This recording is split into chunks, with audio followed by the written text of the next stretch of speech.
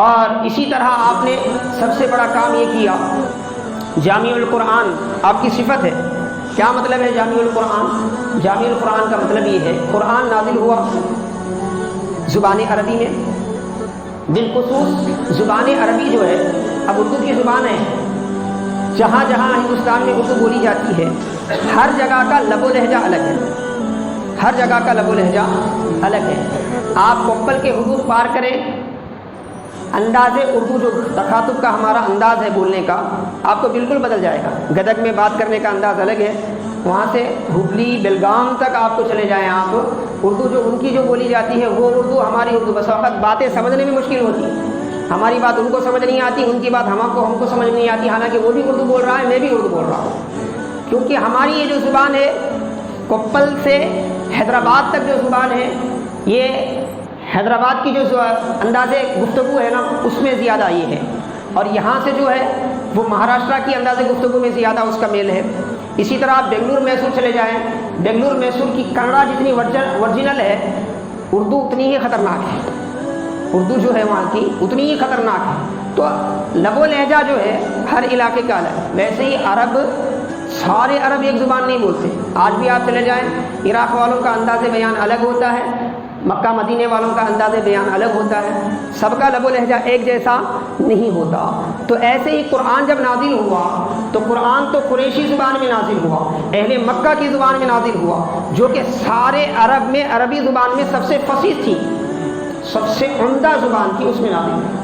لیکن دیگر جو قبائل کے لوگ قرآن پڑھتے تھے تو ان کو ایک دم سے کیا ہے اپنی زبان کو قریشی زبان میں کنورٹ کرنا مشکل تھا، تو رسول اللہ صلی اللہ علیہ وسلم نے ان کو اجازت دی ہوئی تھی، کیا اجازت دی ہوئی تھی کہ وہ اپنی ہی زبان میں قرآن پڑھیں، اپنی ہی زبان میں قرآن پڑھیں۔ تو اپنی ہی زبان میں جب قرآن پڑھی جاتی تو الفاظ کے پڑھنے میں، الفاظ کے بولنے میں اور لب و لہجے میں، مخارج میں تھوڑا سا فرق ہو جاتا۔ ایسا آقا علیہ السلام کے وصال تک چلتا رہا۔ صدیق اکبر کے دور میں حضرت عمر فاروق، حضرت عثمان ذی النورین، حضرت مولائے کائنات جو ذمہ دار صحابہ ہیں، انہوں نے دیکھا کہ اب اسلامی جو سلطنت ہے وہ پھیلتی جا رہی ہے۔ اب تک تو عرب کا مسئلہ تھا، اب عرب سے باہر نکل گیا اسلام، عجم میں چلے گیا ہے، اور عجمی تو بالکل ناآشنا ہے عربی زبان سے۔ اگر ان کو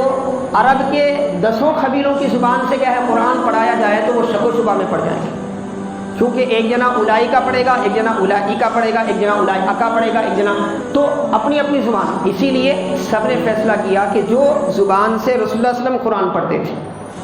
اور جس زبان میں قرآن کریم نازل ہوا ہے وہ قریشی زبان ہے، تو اس فصیح زبان پر کیا ہے قرآن کو جمع کر دیا جائے، اور دیگر قبائل کے انداز بیان میں جو قرآن لکھا ہوا ہے اس کو ختم کر دیا جائے، اس کو ختم کر دیا جائے، اور اس مین اہم جو زبان ہے، جس زبان میں اللہ کے وسلم نے قرآن پڑھا اور آپ پر قرآن نازل ہوا، آپ جس زبان میں حضرت جبریل امین کو قرآن سنایا کرتے تھے، اس زبان میں ہے نا اس لب و لہجے میں اس قرآن کو محفوظ رکھا جائے۔